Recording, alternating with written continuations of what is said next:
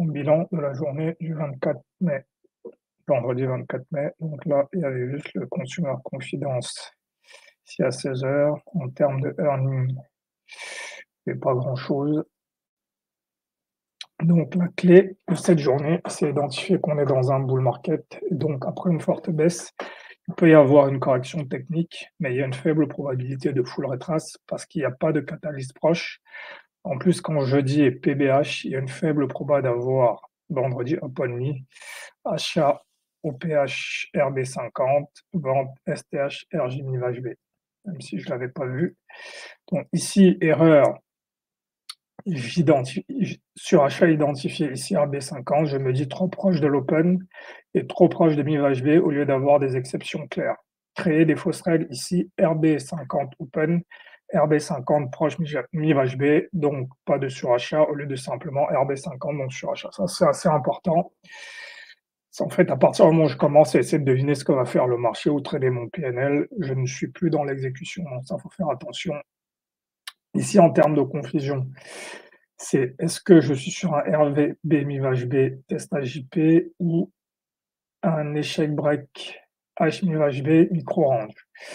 Donc ici, pourquoi ce sera un range? Il y a déjà eu 2 jours directionnels. MIV correspond au bas de lundi et au bas d'un H1 bear flag. Et en termes techniques, la bougie qui break HMIV n'est pas suivie et le S5G n'est pas respecté, dit XY structure de hausse et un double bottom. Donc voilà, ici à l'ouverture, là, pas de signal. Ici, je considère que c'est un signal parce que c'est un RB50. Voilà, c'est un RB50 sur une bougie.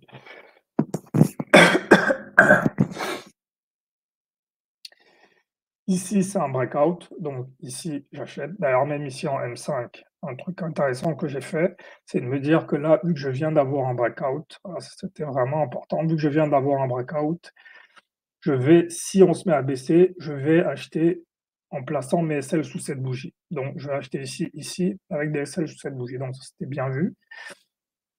Ça correspondait potentiellement à acheter cette bougie rouge en M15, mais voilà ce que ça donne en M5. Ensuite, ici, un second breakout, c'est là où voilà. Là, je me dis qu'on est proche de MIV-HB, mais ça n'aurait pas dû être ça ma réflexion. Ça aurait dû être premier RB50, second RB50, donc sur achat. Là, on break MIV-HB, c'est là où je dois me dire que par rapport au contexte, là, on arrive sur cette zone-là, on arrive sur le bas de lundi. On a déjà eu 2 journées directionnelles et un truc que j'ai remarqué, c'est qu'en général, quand le jeudi est la journée la plus basse de la semaine, il y a une faible probabilité d'avoir un full retrace. Bon, ça, je ne le savais pas, j'ai fait une étude après. Mais bon, ici, j'achète. Voilà, j'achète parce que je me dis que la hausse peut continuer. Voilà, donc je ne vais pas acheter ici. À partir d'ici, je dois quand même me dire que là, le plus probable, c'est que maintenant, on va aller chercher cette zone-là parce que là, le fair value gap ici n'a pas été respecté. La bougie qui a créé le breakout, elle a quasiment été totalement retracée.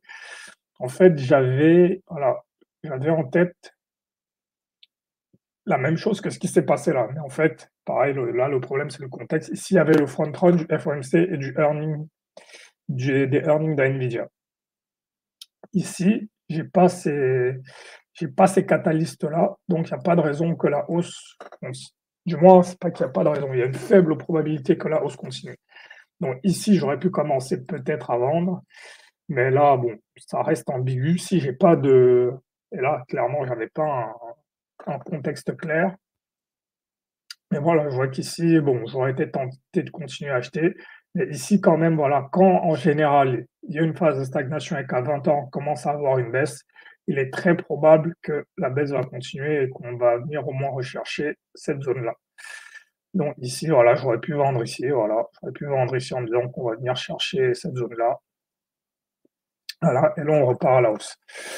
Donc, ce qui donne, en fait, voilà, ce qui est intéressant, c'est d'observer ce qui se passe même en M1. En M1, ce qui est intéressant ici, c'est de voir les structures, en fait. La première structure, c'est celle-ci. Quand on monte ici, voilà, on revient chercher cette structure. Là, c'est intéressant d'acheter. Ensuite, je peux voir ici à la vente. Il y a une structure qui se forme ici, on baisse, on repart. Donc quand on revient chercher cette structure, ça peut être intéressant de vendre ici, à plusieurs reprises. Et ici en bas, il y a une structure qui se forme ici sur le double, bottom. Donc pareil, ça peut être intéressant d'acheter ici. La structure est breakée ici, ça aussi c'est important de voir que, bah, il y a un moment où le signal échoue et là, maintenant, on revient sur cette structure et là, il est 21 heures, donc c'est intéressant. En fait, ça, c'est pour commencer à étudier les approches d'exécution en M1, en fait. Là, parce que les bougies rentrer sur des bougies M1, c'est un peu, c'est du scalping de haut niveau. Donc là, ce serait plutôt trouver des structures de M1 sur lesquelles ça peut être intéressant de rentrer en retest. Donc voilà, maintenant si je reprends ce qui se passe sur l'ensemble de la semaine. Donc ici, lundi, il y a ce moment, voilà, ce moment ici, quand il y a le réversal, ça c'est le moment simple de cette journée. Ici, le moment simple, c'est ici le double bottom RB50 avec un catalyste. Ici, on revient tester cette zone, mais bon, là, il est 20h45. Donc là, je suis plus très concentré. Cette journée ici, le moment facile, c'est ici le reversal FOMC, ça c'est simple. Ici, cette journée, voilà, c'est là où j'exploite un peu mal. C'est cette partie-là où on descend, on revient tester le RH50 avec une grille qui est le AJP vers BJP. Et ici, en fait, j'aurais dû prendre plusieurs positions ici. Mais je pense au SL plutôt qu'à l'exécution, en fait. Donc ça, je pense que je peux résumer, 2 choses. Déjà, c'est que voilà, les semaines, en fait, les moments où je ne vais pas bien trader, ce n'est plus trop lié à un problème technique, en fait. C'est vraiment lié à un problème de: est-ce que je commence à essayer de deviner le marché ou alors je commence à essayer de trader mon PNL? Par exemple, cette journée, si je l'avais tradé correctement, j'aurais pu rentrer ici, ici, même en M5. J'aurais pu prendre au moins 4 positions ici et juste gérer sous la bougie et ça aurait pu être la seule journée où j'aurais tradé et même celle-ci aussi et ça aurait été suffisant. En fait, ce qui se passe, c'est que dès que je commence à vouloir trader mon PNL, je sors de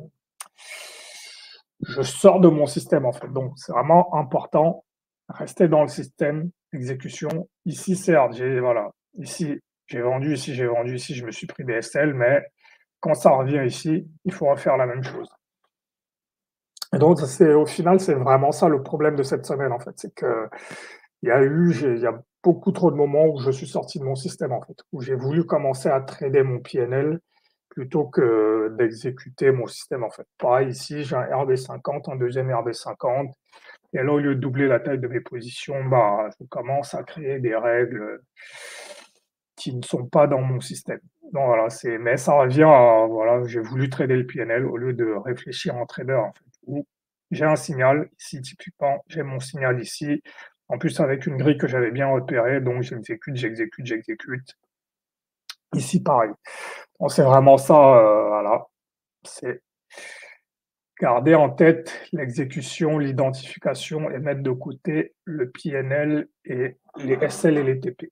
Voilà.